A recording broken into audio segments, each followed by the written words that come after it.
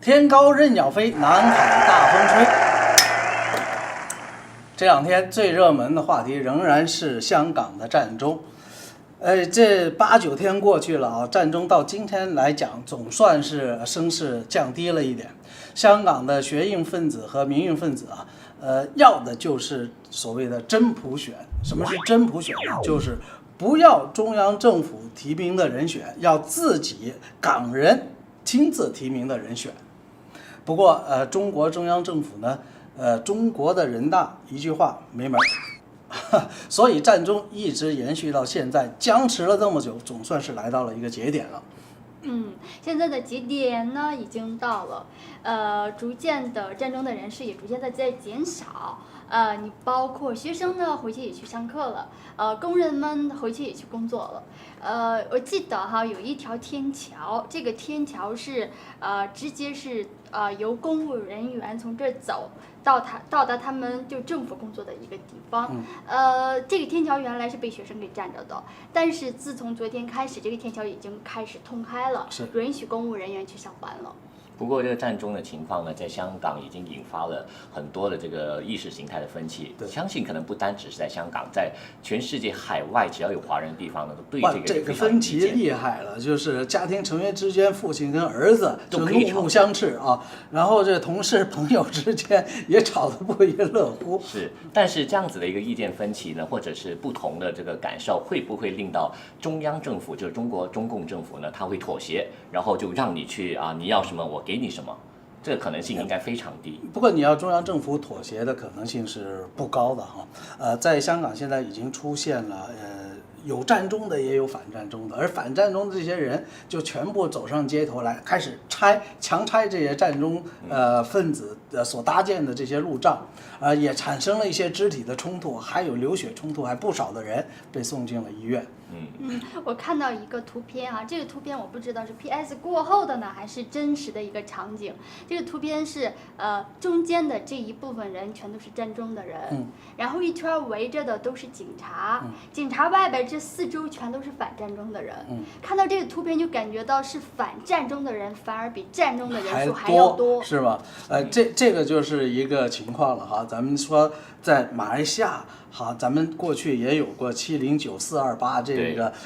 大家上街游行示威的情况哈，但是我们看到往往就是说，一方面的人，现在这个在香港是两方面的人都走到街头上了。是，但当然分别是非常明显的。我倒觉得说，在香港战中这个部分呢，他们的诉求就是希望说能够有这个真普选，但是相对的，如果在马来西亚的情形呢，之前这个诉求非常的多，不同的团体都上到。这马来西亚人也没说自己来推荐这个首相的候选人，没这么回事。马来西亚还不成气候，那可能是一个制度上的问题。是，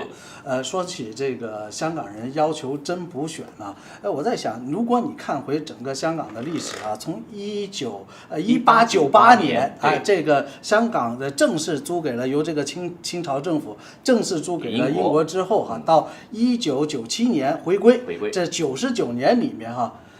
多少任这个港督啊？总共计算一下，应该有28任。28任，对，28任港督从6万公里以外，送到这个香港做总督。这期间99年将近100年，没人说，咱们要来一个真普选。英国管得好呀，就是香港人觉得英国做得非常的棒，我宁愿给这个英国去管辖，我都不要给中国来管。我觉得这个可能是一个意识方面的东西，可能在过去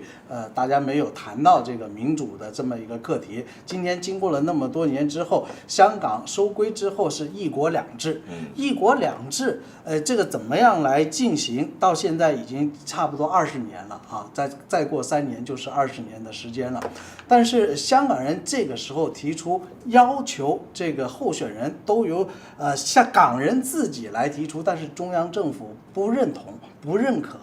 那么香港人认为自己的权利就是上街要求给香港人最大化的这个民主，但是中央政府认为这个时候香港人还不适合拥有这样子的一个这样子的这个推荐，包括候选人在内的这么一个民主权利，怎么看？从这个角度来看呢，可能有人会觉得说，就是中国政府是非常不民主的，他们用这种方式来打压香港人。但是如果我们换一个角度来反思考一下，等于是说，究竟这个香港这个中国政府呢，他们有没有自己的这个民主？就是如果你反对，你说他是不民主的，那等于是说你在反对他，他有没有这个权利来这个反战中？所以你看回整个这个中国的历史的香港的历史的情况来讲，就是香港人今天要求这个民主的权利，这是他们自己本身的权利。是，但是中国政府觉得这个还不够时机，还不够成熟，那你现在还不要那么着急，到时候再来，这也是中国中央政府的一种。他自己认为的一种措施。但话又说回来了，你这个岛屿举新来说，但有很多策略你都不能够岛屿举新呢。这你看香港在这方面，你叫岛屿举的话，就变成我给你一个很差的东西，但是你就硬要我吞下去，那怎么办？好，等会儿回来我们看看外国人怎么看香港的战争。